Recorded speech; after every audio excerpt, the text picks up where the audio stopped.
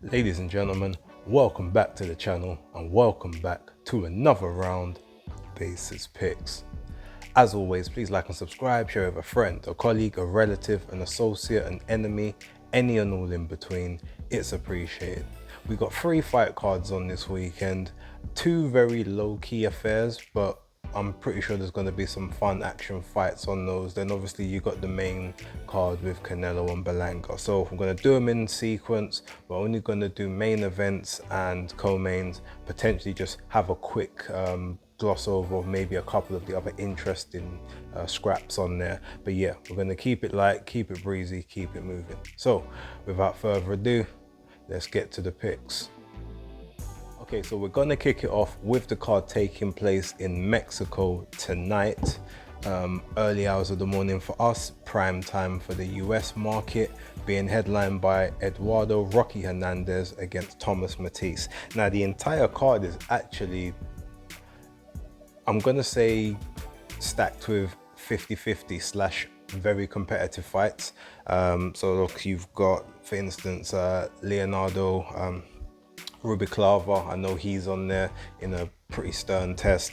Julio Porras Ruiz against Isaac Torres, battle of the undefeated. There's a youth title on the line there.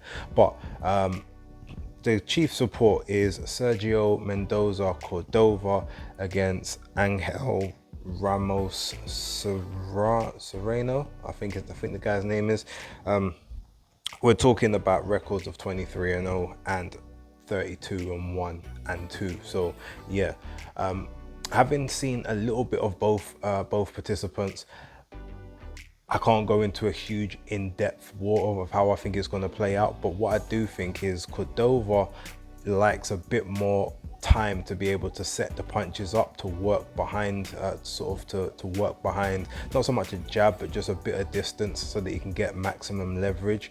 Whereas Serrano is very much more, he's trying to crowd that pocket. He's trying to get closer in range. He wants to let more punches go, sort of work off of the counter where he can, but just to be in the pocket and not to allow his opponent to breathe. That's the little bits of from the little bits of footage that I've seen. That's sort of how the two of them play out. Now realistically, there's a lot of fights between the two of them. There's 1 loss between the two of them, and then there's two draws on Serrano's side. So I can only deduce that neither person is looking to, let that unbeaten streak go, so to speak. It's a pick'em fight. It's a very, it's literally me just sort of throwing a prediction out in thin air, because I would say that the person who maybe could get a victory based on work rate is more Ramos Serrano. But on the other hand, I feel like the accuracy and maybe the eye-catching shots will come from Cordova. So I do think that with Cordova being a bit more of the quote-unquote house fighter, may get the consideration in this one. So I'm gonna go conservatively with Cordova to win on points in a very tight fight. Probably it might even be sort of a majority or split decision, but I'm gonna go with points. Main event now, you've got Eduardo Rocky Hernandez against Thomas Matisse. So Matisse is 22-3-1. Hernandez is 35-2-0. Now, the thing about both of these guys, both of them are fairly big punchers. Matisse, I believe, in his how many fights has he got? 26 fights overall. He's got 17 KOs, and Hernandez is sitting on, I think, 37 fights, and he's got 32 KOs in that. So basically what he's come in there to do. That being said, both of his losses have come via way of knockout, so he can get reckless and he also can get tired and tire himself out. Matisse has never been knocked out, which would suggest that in the 3 losses he's had, he's been a lot more defensively responsible and he's known how to navigate rounds. Matisse will want to control the pace. He will want to work when he wants to work. He'll be looking to try and throw hard shots early to deter Rocky Hernandez from trying to crowd that pocket, trying to just make it a dogfight, get on the inside, be rough and ready.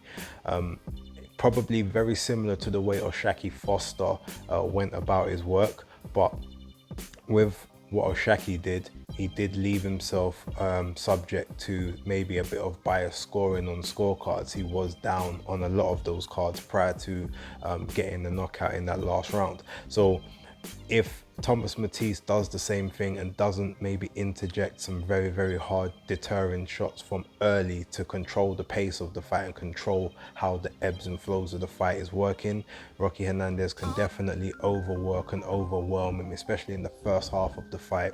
And even if you can't necessarily get him out of there, he will definitely be ahead on the scorecards leading into the second half of the fight. Now, I'm pretty sure he's got the power to hurt Matisse, but I also think Matisse has got the power to hurt him, and that may create a bit of a stalemate in terms of how the action plays out.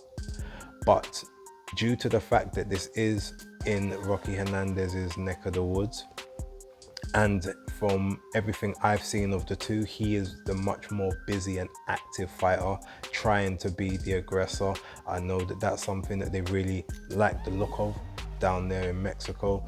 So without Matisse being able to devastate Hernandez and really just like take him apart and make him look foolish and hurt him and keep his guns holstered, I can't see much of a scenario where he's going to get major consideration on the cards. I am going to tentatively say that the fight goes the distance, and I do think that Hernandez will get the decision based on just work rate and activity, and maybe Matisse kicking himself at the end, feeling that he should have got a decision but just didn't do enough. That's my prediction for that one. Let me know what you guys think down below. If you've seen more footage of both guys than I have, please, if I've made any mistakes in my assessment, let me know. But yeah, with that being said, let's move on to the card taking place in Australia. Okay, so moving to the Australia card. Now this one is going to be early hours of the morning for us over here in the UK, so I'm going to assume that's middle of the night in the US territories, but both is going to be on the zone as well. So yeah, nice little early morning one to wake up to, maybe before getting to the gym, etc. There's a couple fights on here that are going to be interesting. Alex Leapai Jr., who is 2-0 currently. For most people should know who Alex Leapai is. You know, he's had quite a few famous bouts with several well-known heavyweights in the past. But yeah, so this is obviously his son who's come into the game now, and he's actually taking on a debutant called Manusi Feo.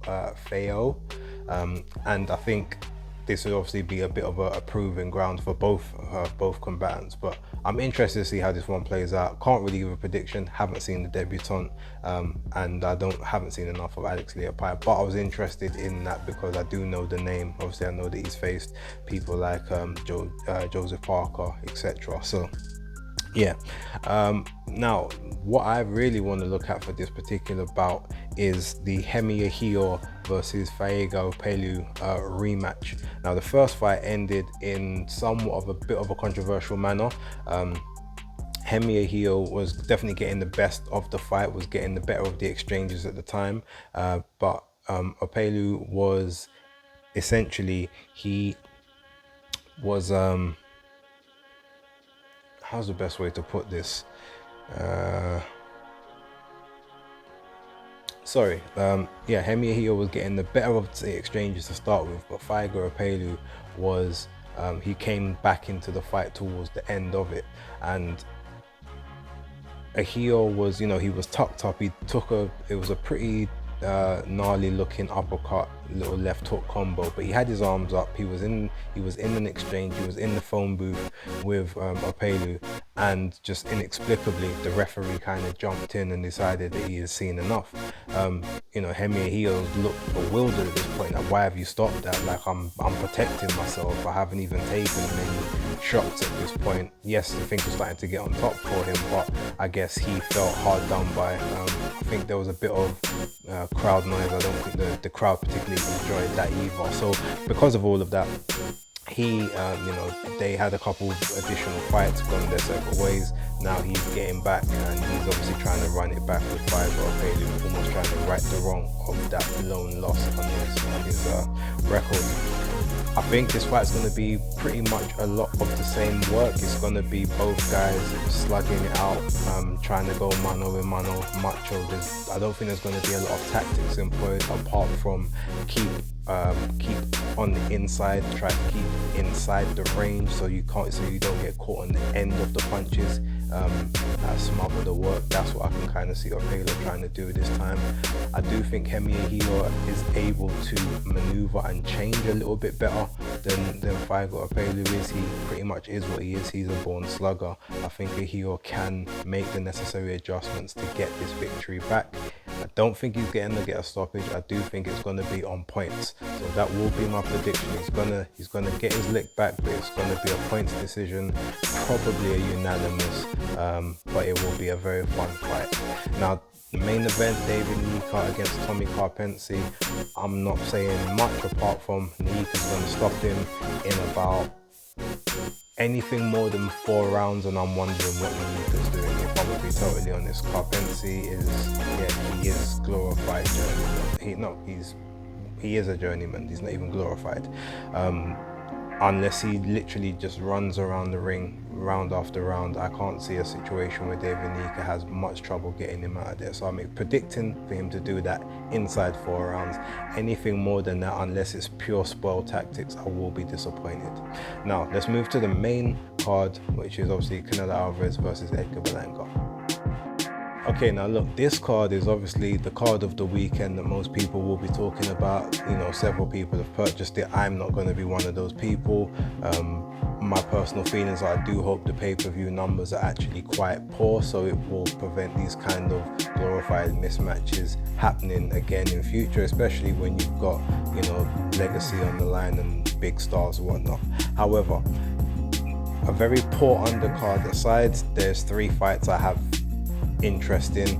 Obviously, you've got Stephen Fulton Jr. on the card, Rolly Romero. I'm not going to bother with those fights because I don't know, nor do I care about the opposition. Again, I think both of them are supposed to be get-back type fights.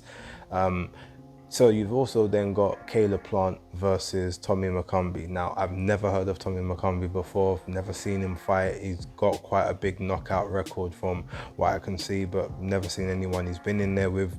I never heard of him prior to about 3 months ago when he was supposed to headline a PBC on Prime card against Caleb Plant and then got cut. Or whatever, so that they then had to reschedule the fight, and then surprise, it ended up on the pay-per-view card as an undercard, not even the main event, third from top, sorry. So look, I'm expecting Caleb Plant to dog walk McCumbee, and I'm expecting him to knock him out very much like what he did with Anthony Durrell, and I'm hoping it's something like that for the people that did pay for the pay-per-view to kind of get their money's worth. After that, you've got the co-main, which is probably the most intriguing fight on this card, which is Erislandy Lara versus Danny Swift Garcia. Now, Lara made his name being a bit of a mover and a bit of a shaker, being able to move on the outside peripheries. He was very much a 147, 154 type guy. He's now holding the middleweight title. He's billed as 41 years old, so going on to 42. Whether that's the case or not, I'm not sure, but he is legit middleweight champion. This fight, I believe, is being fought at a catch weight of 157 pounds. So that will be interesting, 155 to 157, somewhere in between that range. It will be interesting to see who that better affects or who that works in favor of. I'm not sure. What I do know is Lara now sits down on his punches a lot more, stays in the pocket, doesn't move as much. 41-year-old legs, get older. I think he just decides to put a bit more mustard on the shots, maybe feels that's the way to get more longevity out of his career. He's been punching a lot harder as of late. Then you've got Danny Swift Garcia on the other hand, who hasn't fought since 2022 against Jose Benavidez Jr., and that was at super welterweight, light middleweight. That was the first fight he had at that weight class, and he hasn't fought for 2 years since. He is 36, I believe, I believe he'll be turning 37 at the start of next year, somewhere around there. I could be slightly wrong on that. Either way, with everything being right and being the way it should be, Erislandy Lara is supposed to knock Danny Garcia out in this fight. Now, Garcia is very tough, very durable. He's never been knocked out. I don't think he's even been dropped as a pro before. He also hasn't had the greatest of competition, especially since he stepped up from 140 pounds, with, you know, Errol Spence Jr. maybe being the best of that competition as such. Obviously, I know that there was Sean Porter and stuff, but yeah, and even there, that wasn't, you know, that was the Errol coming off the car crash and whatever. So you don't know, was the punch power the same? We're not sure. What I do know is Erislandy Lara can hit, and he will be looking to set those shots up. So I think all things being equal, and with Garcia having the boxing ability and being able to maneuver about and be safe, I'm supposed to see this as Erislandy Lara winning a points decision. He should really get a stoppage. I couldn't see him getting that between sort of rounds 7 to 10, but with Danny Garcia, I can probably see a situation where he just goes the distance. His father decides to sort of let him go the distance. They don't decide to pull him out unless there's really some really bad eye injury or whatnot, and it can go to points. But they've tried to make this fight for like the last 2 years, and it does have me wondering why have they been so keen on making Danny Garcia and Erislandy Lara for 2 years, almost like they're just waiting to have a change of the guard, so to speak. So that's the only thing that's kind of giving me pause in this. In an ideal scenario, Erislandy Lara wins this all day. He's a better scored boxer, he's a heavier puncher at a higher weight, he's a naturally bigger guy, but obviously the only thing that Danny has on his side will be, I guess, youth, relatively speaking. It's an age thing, but I'm going to trust that boxing is actually boxing and it's not WWE, it's not predetermined, especially on the PBC side of things. And I'm going to say, all things being the way they should be, I'm picking Erislandy Lara to win this fight. I'm thinking it's going to go points, but I'm also hedging my bets on a late stoppage, possibly even a corner pullout or something like that between rounds 7 to 10. So yeah, now moving on to the main event. This one I think is a lot more simplistic in the way it works out. Both guys are boxer punchers. Even though some people may have you believing that Canelo is more of a pressure fighter, he's a front foot counter puncher. He waits for you to throw, and then as soon as you throw, he looks for the counter. Edgar Berlanga is more of a front. He's a front runner in terms of his punching, but he tries to set things up behind the jab. But once he feels like he's got you going, that's when he starts to try and throw his combinations. Edgar Berlanga has not been in with level of competition even 2 rungs below where Canelo's competed in his career. He has skipped several steps to get to this point. He's trading purely on his height, size advantage, youthfulness and punching power as his keys to victory for this fight. I don't think any of those are going to help him when it really gets messy. And we've seen before, he's had penchants to try and get out of fights before. You know, we had the infamous bite gate with Roma and Gulo, and there's, you know, other sort of things. We've seen him get dropped by Coceres being too square on. These are things that Canelo would have seen, and Canelo will literally be licking his lips for. No diddy. But look, as far as I'm concerned, I don't really need to give a huge breakdown on this. I've been wrong on certain things in the past. This ain't one that I think I'm gonna be wrong on. And with the amount of trash talk that there has been, every time that Canelo has got in the ring with someone that's trash talked him, I think 9 times out of 10 they've been knocked out, apart from Floyd Mayweather. Everyone else who's respectful, certain times he might let off the gas and go the distance. I really think he's looking for that stoppage here, and I think he's going to be spiteful from the first round up until this fight ends. I don't see it going past 9 rounds. I think he's going to have Berlanga hurt on several occasions early, and I think eventually there's going to be a capitulation by Edgar Berlanga between rounds 7 to 9. So my prediction is for a Canelo Alvarez knockout before the 4th quarter of this bout. or I guess before the maybe some people might say before the second, third, but or in that second to third stanza. Anyway, ladies and gentlemen, let me know what you think. Who do you think is going to win these fights over the weekend? Are you interested? Are you going to purchase the pay-per-views? All that good stuff. Leave it down below. Let me know. More videos coming soon. But thank you for watching. Don't forget to like, subscribe, and share. But for right now, Basis Picks locked.